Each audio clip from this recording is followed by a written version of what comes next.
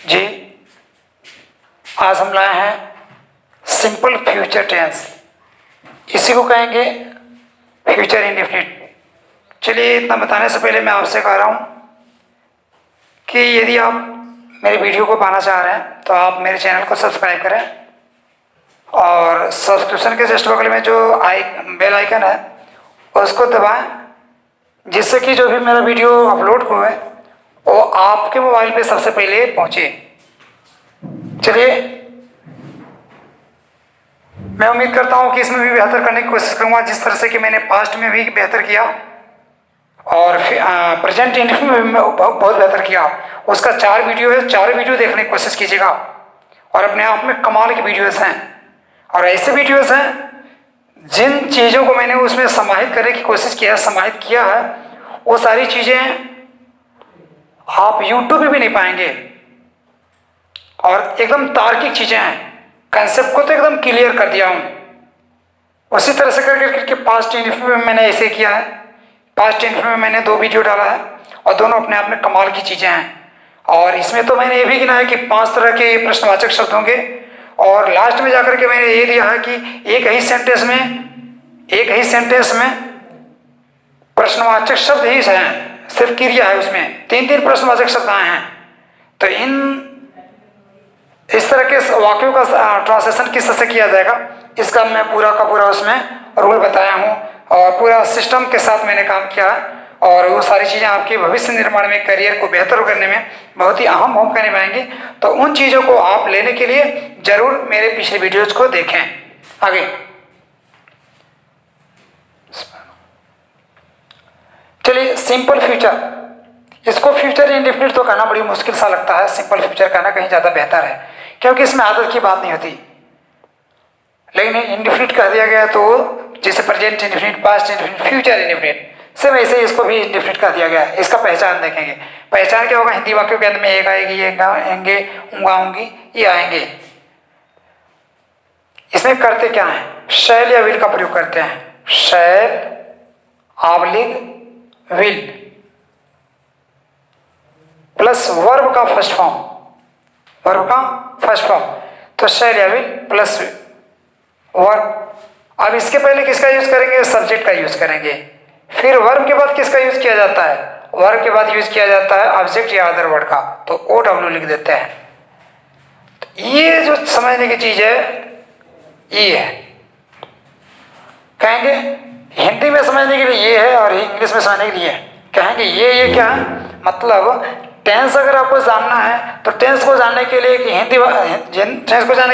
हिंदी वाक्यों में अंत में जाया करते हैं और अंत में जो पहचान होते हैं उससे पता चलता है कि कौन सा टेंस है। सेम ऐसे ही जब इंग्लिश में जाते हैं तो क्रिया का रूप देख करके बताया जा सकता है कि कौन सा टेंस है। तो क्रिया का रूप पहचानना आपको आना चाहिए और इसी चीज़ की मैं कोशिश कर रहा हूँ। जिन चीज़ों को बड़ी मुश्किल समझा करता था कि किताबों से चाहे यूट्यूब पे किस तरह से इसको किया जाएगा, उन चीज़ों को मैं आसान बना करके आपको देने की कोशिश कर रहा हूँ। डायलॉग नहीं है, डायलॉग मत समझिएगा, और मुझे डायलॉग नहीं आता। मैं जिन सारी चीज़ों को बता रहा हूँ वो सारी चीज़ें हकीकत की हैं। आगे तो आपने क्रिया को जाना।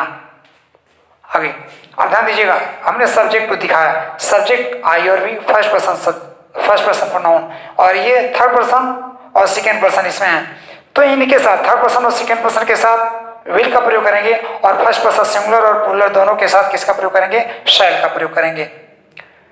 हाँ, इनके साथ विल का भी प्रयोग हो जाएगा, इनके साथ शैल का प्रयोग हो जाएगा, लेकिन कब? जब अवश्य या जरूर शब्द आएंगे तब, या ही जो डाला जाएगा तब। इसके सेंटेंस हम देंगे आपको। हाँ देखिएगा, स्पीकिंग की भाषा में शैल को लुप्त करते जा रहे हैं लोग, लेकिन किस कीमत पे शैल लुप्त नहीं हो सकता, इसका मैं प्रमाण दूंगा कि किस तरह क्यों नहीं लुप्त हो पाएगा। सबके साथ तो विल ही लग रहा है स्पीकिंग की भाषा में। मैं कहूँगा कि जैसे कि अब मुझे बता, आऊँ, जाऊँ, लाऊं, तो क्या विल लगा करके बनाया जाएगा? शैल ही लग करके बनेगा। तो यहाँ से तो किसी कीमत पे नहीं हट पाएगा। फिर से शैल का प्रयोग, और तमाम से जगहों पे हुआ करता है, तो उन जगहों पे किसका प्रयोग करेंगे? तो इसके वजह से शैल भी अपने वजूद में रहेगा। आगे बढ़ते हैं। तो ये सारे कर्ता हैं, इन कर्ताओं के साथ अलग अलग की सहायक क्रियाएं लगी हैं, हेल्पिंग वर्ब हैं, ये वर्ब्स हैं। तो इनका अलग से कॉलम है, इनका अलग से कॉलम है। ये शैल को आई और वी के साथ लगाएंगे, विल को इनके साथ लगाएंगे, they will, we will, sorry they we हट जाएगा, they, you, he, she, it के साथ भी लगेगा, लेकिन यहाँ पे भी इसका इस्तेमाल नहीं करना है। नेम हो चाहे नेम्स हो इनके साथ, तो इनका इस्तेमाल नहीं करना है। खासतौर से इट का इस्तेमाल अभी इसमें नहीं कीजिएगा, क्योंकि निर्जीव सब्जेक्ट है और मैंने क्रियाओं को जो लिखा है वो सजीव सब्जेक्ट ही कर सकते हैं। तो इसको मैंने क्यों इस तरह से लिखा है देखिएगा जरा, इस तरह से सेंटेंस बनेगा, I shall play, I shall sing, I shall pray, I shall dance, I shall eat, I shall cook, I shall write, I shall buy, I shall sell, I shall drink, I shall bring, I shall meet.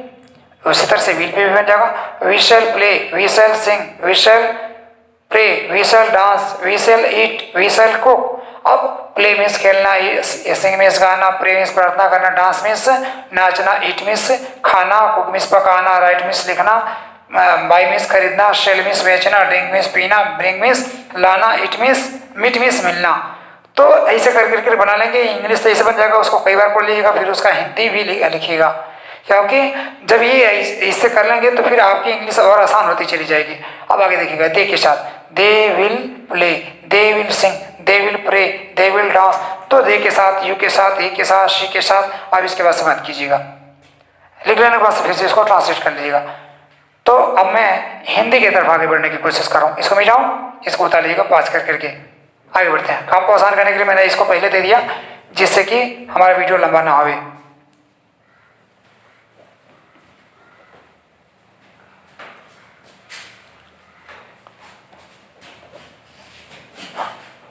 तो सबसे पहले subject versus shall oblique will plus verb, फिर उसके बाद से object या other word, full stop. ये हमारा रूल रहा। अब इसको देखिएगा, मैं वहां जाऊंगा, मैं वहां जाऊंगा, आई के साथ शैल, आई शैल गो, वहां के बन जाएगा देयर, जाऊं कहीं जाना, ना जोड़िए जा में, ना जोड़िए जाना, आई शैल गो देयर। वह तुम्हें कुछ देगा, ही विल गिव, वह देगा तुम्हें, you something, he will give you something, वह तुम्हें कुछ देगा। वे लोग तुम्हें मारेंगे, वे लोग तुम्हें पढ़ाएंगे, वह तुम्हें पढ़ाएगा, वह तुम्हारी मदद करेगा, हम तुम्हारी मदद करेंगे, तुम उसके पिताजी तुम्हारी मदद करेंगे, उसके पिताजी तुमसे पूछेंगे, his father will ask you, उसके पिताजी का क्या बनेगा, his father will ask you. ध्यान दीजिएगा, हिज फादर, हर फादर भी बन सकता है। अब ये जानना कि किसके, लड़की के पिता है कि लड़के के पिता है, इसको जानना पड़ेगा। तो हिज फादर हेल्प यू, उसके पिताजी तुम्हारी मदद करेंगे। इतना हो गया। अब ऐसे सवाल आ जाए, जो डाल के अगर बोला जाएगा तो इसमें पास्ट इंडेफिनिट में और प्रेजेंट टेंस में जब जो डाला जा रहा था तो डू या डज लगा दे रहे थे क्रिया के साथ, और पास्ट इंडेफिनिट में डिड लगा दे रहे थे। लेकिन अब यहाँ पे जब जो डाला जाएगा, देखिए, मैं वहां जरूर जाऊंगा, मैं वहां जरूर जाऊंगा, मैं वहां अवश्य जाऊंगा, मैं वहां जाऊंगा ही, मैं वहां जाऊंगा ही, मैं वहां जाऊंगा ही, मैं वहां जाऊंगा ही जाऊंगा, यानी जो डाला जा रहा है क्रिया पे। तो यहाँ पे और देखिएगा, इसका ट्रांसलेशन आई शैल से नहीं बनेगा, जो डाला जा रहा है तो बनेगा यहाँ पे आई विल गो।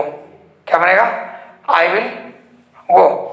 वह जरूर आएगी, वह आएगी ही, वह जरूर आएगी, शी, और शी के साथ शैल लगेगा, विल नहीं लगेगा, शी शैल कम, वह जरूर आएगी।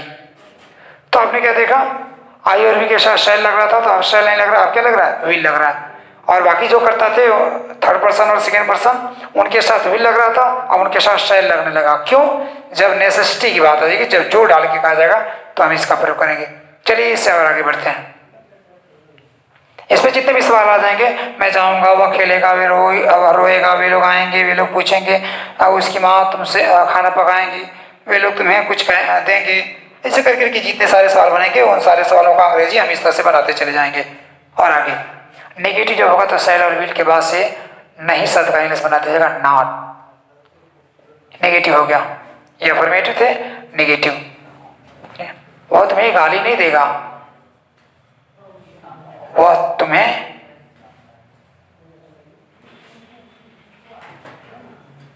गाली नहीं देगा। क्या बनेगा, he will not abuse you, ही बनेगा। देख लीजिए, पहले कर्ता, फिर सहायक क्रिया, सहायक क्रिया शैल या विल लगेगा, तो यहाँ पे आई और वी थोड़ा कि शैल लगे, नहीं कहेंगे से ही बनना है, फिर क्रिया, फिर उसके बाद subject, I shall not, he will not abuse you, वह तुम्हें नहीं देगा या वह तुम्हें नहीं देगी, she will not, she will not give you, वह तुम्हें नहीं देगी, फुल स्टॉप। तो इस तरह करके मैं वहाँ नहीं जाऊँगा, मैं उससे नहीं पूछूंगा, वे मेरी मदद नहीं करेंगे, हम उसकी मदद नहीं करेंगे, हम आज अंग्रेजी नहीं पढ़ाएंगे, वे लोग अंग्रेजी नहीं पढ़ेंगे, हम लोग ये चैप्टर नहीं पढ़ेंगे, ऐसे कर करके नहीं वाले सवाल आ जाएंगे, ये गाएंगे उंगाऊंगी कर करके आगे बढ़ते हैं। तो उसका ट्रांसलेशन ऐसे कर लीजिएगा। ये नेगेटिव का रूल रहा। अब हम आगे बढ़ते हैं। जब हमारा सेंटेंस इंट्रोगेटिव हो जाएगा तो क्या करेंगे, शैल और विल को सब्जेक्ट से पहले लिखेंगे, यानी रूल ऑफ इनवर्जन लगा देंगे, रूल ऑफ इनवर्जन, इनवर्जन लगा देंगे, इनवर्जन, ठीक ना, रूल ऑफ इनवर्जन लगा देंगे। इनवर्जन इसे क्यों कहते हैं, क्योंकि जो क्रियाएं सब्जेक्ट के अनुसार आया करती हैं तो सब्जेक्ट के बाद आती हैं, लेकिन उन क्रियाओं में बिखराव पैदा हो रहा है, तो बिखराव को कहते हैं इन्वर्जन। तो क्रिया जब सब्जेक्ट से पहले आ जाया करती है तो उसको इन्वर्जन कहते हैं, और क्रिया के उस रूप को कहते हैं inverted form of the verb, inverted form of the verb, ठीक है। ये इंट्रोगेटिव में इसका रूल लगता है। तो जब सहायक क्रिया सब्जेक्ट से पहले आ जाएगी तो ये एस नो आंसर टाइप का अर्थ देंगी, एस नो आंसर टाइप का। देखिएगा, क्या तुम उसे दे दोगे,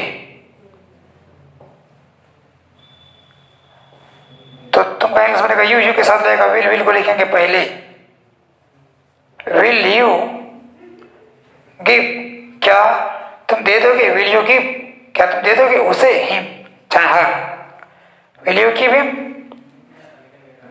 क्या तुम वहां जाओगे, विल यू गो देयर, क्या वह यहाँ आएगी, विल शी कम हियर, क्या आप लोग अंग्रेजी पढ़ेंगे, will you read English, study English. तो ऐसे करके क्या वाले सवाल भी इसमें समाहित हो जाएंगे। समझ में आया? इसमें जो भी एक्सरसाइज होगी इंट्रोगेटिव में, उस एक्सरसाइज को कर लीजिएगा और आगे बढ़ते हैं। अगर कोई प्रश्नवाचक शब्द आ जाए, क्वेश्चन वर्ड आ जाए, तो उस प्रश्नवाचक शब्द के लिए सबसे पहले बनाएंगे, फिर उसके बाद से रूल ऑफ इन्वर्जन लगा देंगे, अर्थात इंट्रोगेटिव का रूल, अर्थात शैल ऑब्लिक विल प्लस सब्जेक्ट का यूज करेंगे, फिर उसके बाद से वर्ब लगाएंगे, फिर उसके बाद से अदर वर्ड लगाएंगे, वो डब्ल्यू कह दीजिए चाहे ऑब्जेक्ट कह लीजिए, क्वेश्चन मार्क। यानी हम तो यही यूज कर रहे थे ना, सब्जेक्ट के बाद से शैल या विल लगा रहे थे, लेकिन ऐसी हालत क्यों आ गई, शैल और विल को सब्जेक्ट से पहले क्यों आना पड़ा? कहेंगे कि प्रश्नवाचक शब्द आया, हमारा सेंटेंस इंट्रोगेटिव है, और जब भी हमारा सेंटेंस इंट्रोगेटिव होगा तो जो भी सहायक क्रिया होगी, सहायक क्रिया को सब्जेक्ट से पहले लिखा जाएगा। देखिएगा, तो प्रश्नवाचक शब्द कितने तरह के होते हैं? अभी कई तरह के प्रश्नवाचक शब्द पिछले वीडियोस में देखेंगे, तो उन तरह के सारे प्रश्नवाचक शब्दों को मैं कोशिश करूंगा यहाँ पे समाहित करूंगा, जिससे कि आपका इस पे अच्छी तरह से पकड़ बन सके और आप अपने आप को फील कर सके कि हाँ आप कुछ पढ़े हैं, कुछ जान रहे हैं। पढ़िए, देखिएगा, तुम कब आओगे, कब आओगे, तुम कब आओगे, पहले क्या कब कहने से बनेगा व्हेन, उसके बाद से सहायक क्रिया will, when will you come, कब आओगे, when will you come, when will you come, तुम कब आओगे, तुम कब जाओगे, व्हेन विल यू गो, वह कब आएगी, वह कब पढ़ेगी, वह कब लाएगी, वह कब खाना पकाएगी, तो when will she cook food, वह कब आएगी, व्हेन विल शी कम, तुम क्या करोगे, व्हाट विल यू डू, वह क्या करेगा, व्हाट विल ही डू, तुम किसके साथ जाओगे।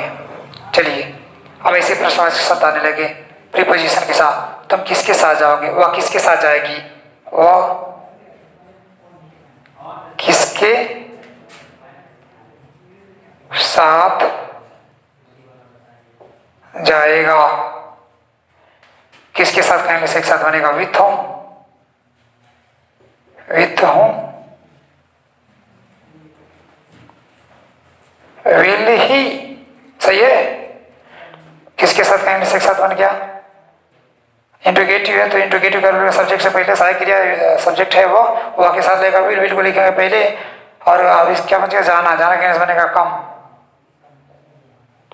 विथ होम विल ही कम, जाएगा, जाएगा कहने से क्या बनेगा, तो जाना, एक हटा दीजिए, जा में ना जोड़िए, जाना हो जाएगा, जाना कहने से होता है गो बनेगा ना, विथ होम विल ही गो, वह किसके साथ जाएगा, ठीक ना। तुम इसे कहां से लाओगे,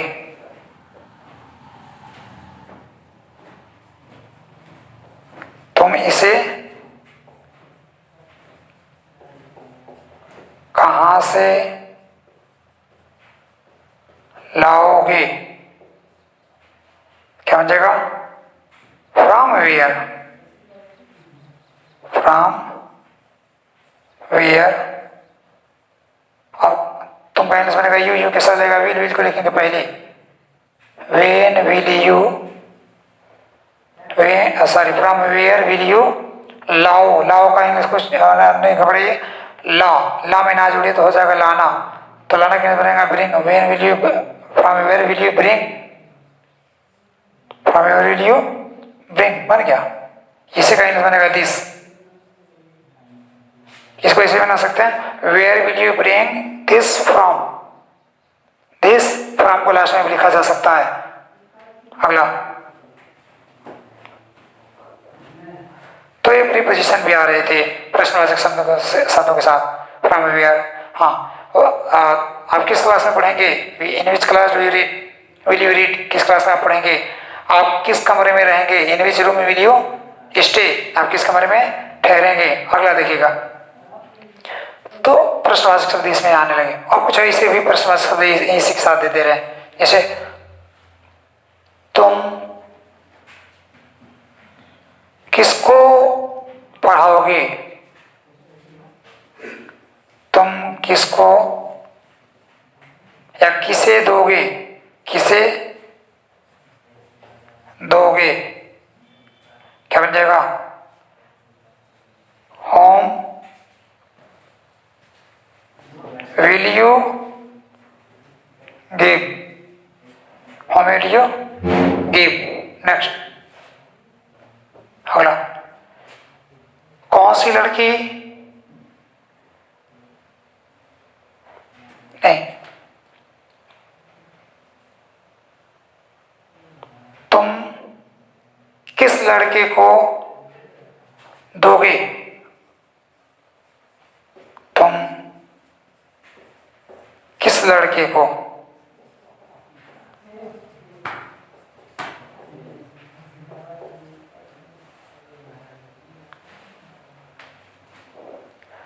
किस लड़के को ऑब्जेक्टिव केस में है, लेकिन पहले ही बनेगा which boy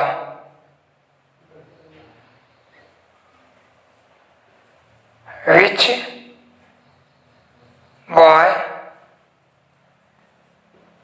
will you give, which boy will you, तुम किस लड़के को दोगे। कैसे बन गया, किस लड़के का इंग्लिश एक साथ बनेगा, तो विच बॉय, अब तुम पहले से यू के साथ लगेगा, विल को लिखेंगे पहले, फिर उसके बाद से देना का इंग्लिश बनेगा give, which boy will you give.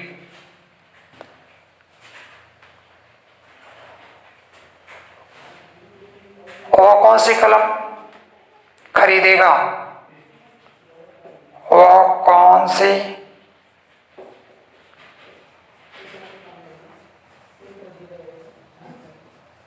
कलम खरीदेगी,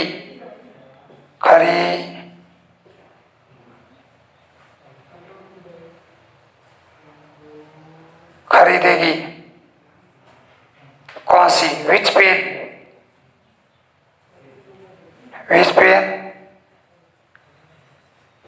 विल शी, सही है। कौन सी कलम का इंग्लिश बन गया एक साथ, विच पेन विल शी, विल पहले क्यों लग गया, सब्जेक्ट पहले प्रश्नवाचक शब्द है, बाई बी वाई परचेज भी हो जाएगा, विच पेन विल शी बाई, वह कौन सी कलम खरीदेगी। और आगे बढ़ते हैं, तुम कितना दूध पियोगे, हाउ मैनी नहीं होगा, मच होगा, ज्ञान नहीं जा सकता, हाउ मच मिल्क। कुछ ऐसे प्रश्नवाचक शब्द हैं जिनके साथ नाउन आते हैं, जैसे how many, how much, whose, which, इनके साथ नाउन आते हैं। How many milk will she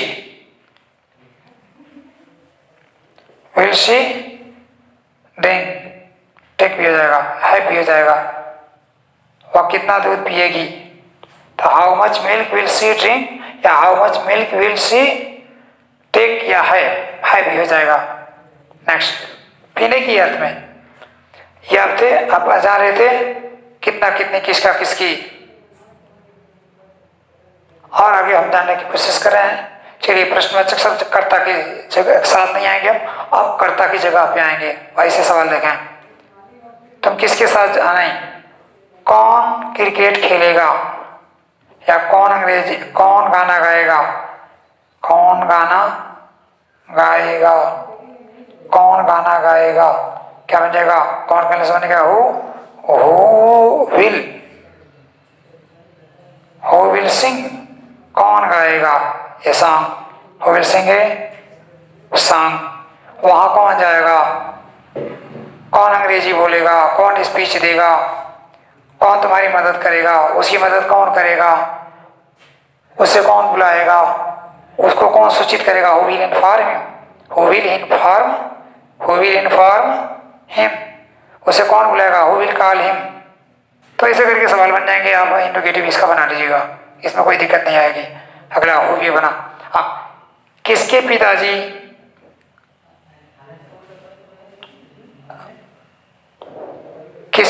आएंगे,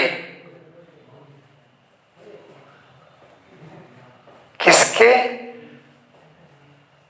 पिताजी आएंगे, किसके पिता का इंग्लिश ही कर्ता का काम कर रहा है, तो हुज फादर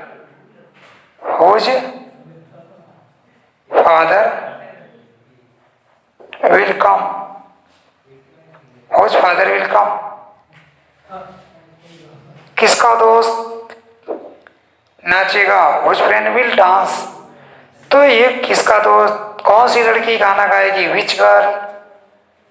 कितने बच्चे अंग्रेजी बोलेंगे, कितने बच्चे अंग्रेजी सीखेंगे, how many girl, how many boys, how many children will learn English, how many children will learn English. तो ये आपने क्या देखा, how many which, whose plus noun, ये सब के सब सब्जेक्ट की जगह पे आ रहे हैं अभी। तो इनको ये सब्जेक्ट के साथ नहीं आ रहे हैं, सब्जेक्ट की जगह पे आ रहे हैं। तो इनकी भी इंग्लिश पहले बन रही है, लेकिन इनके साथ असर्टिव का रूल लगेगा, इनके साथ असर्टिव का रूल लगेगा। आप ध्यान दीजिएगा। कितने बच्चे वहां जाएंगे? How many children will go there? तुम कितना दूध पियोगे? How much milk? ये तो उसका हो गया, बताया था इसके पहले। आगे बढ़ते हैं। अब एक ही सेंटेंस होगा, उसमें तमाम तरह के नहीं, एक से ज्यादा उसमें क्वेश्चन वर्ड होंगे। चलिए उसको देखते हैं। कौन क्या लाएगा? कौन क्या लाएगा?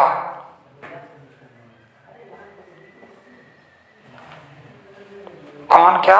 अच्छा, इसे एक सेंटेंस दिमाग में आ रहा है। कौन क्या, तुम क्या क्या लाओगे? तुम क्या क्या लाओगे? इसका ट्रांसलेशन क्या बनेगा? What will you bring?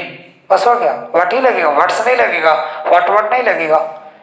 क्या क्या दो बार भले ही आया है। अगला, कौन क्या लाएगा?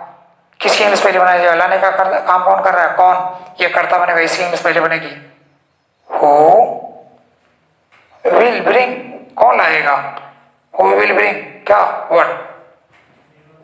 देखिएगा, अब देखिएगा, जबकि नियम यह है कि जब भी कोई प्रश्नवाचक शब्द आएगा तो प्रश्नवाचक शब्द की इंग्लिश सबसे पहले बनाई जाती है, लेकिन यहाँ पे एक प्रश्नवाचक थोड़ा ना आया है कि ये उसकी इंग्लिश पहले बना दें, एक इंग्लिश बाद में बनाएंगे। कहाँ बनाएंगे? सुटेबल जो उसका जगह है। कौन क्या लाएगा?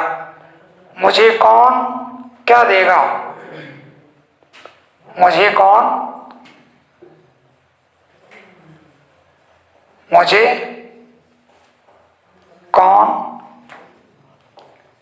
क्या देगा? क्या बन जाएगा? हो। मुझे कहने सब ये ऑब्जेक्टिव केस में देने का काम वही, कौन ही तो कर रहा है। हु विल गिव, कौन देगा? Who will give me? Who will give me what? एक और तरीके से उसको बना देंगे, who will give what to me? क्यों ऐसे हो गया? ये इनडायरेक्ट ऑब्जेक्ट है तो मेन वर्ब के तुरंत बाद रहता है, लेकिन इनडायरेक्ट ऑब्जेक्ट जब पहले डायरेक्ट आ जाएगा वर्ब के बाद, तो इनडायरेक्ट ऑब्जेक्ट को जब बाद में लिखेंगे तो उसके पहले टू लगाया करते हैं, इसलिए यहाँ पे टू लग गया है। अगला,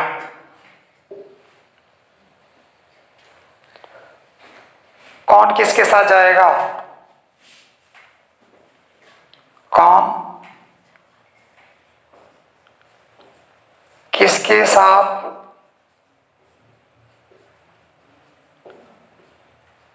जाएगा? कौन किसके साथ जाएगा? हु विल गो किसके साथ? With whom. With whom.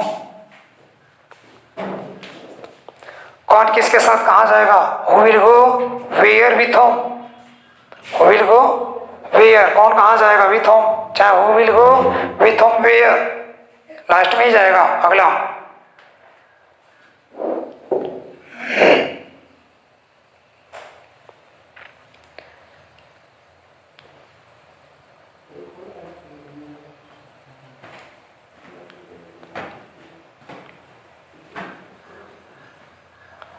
कौन किसको क्या देगा?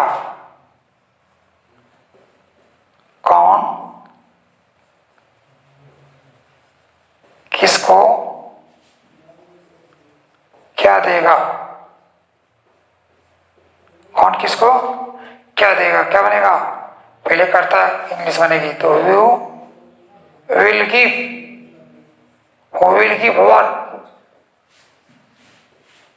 To whom. कौन किसको क्या कहां से देगा? कौन किसको क्या कहां से देगा? तब बन जाएगा who will give what to whom from where, ऐसे बन जाएगा। क्वेश्चन मार्क लगा लेंगे। ठीक ना, अब इतना ही पे मैं उम्मीद करता हूँ कि ये जितने भी तरह के सवाल आपके बने वो सारे सवाल आपके लिए लाभकारी रहे।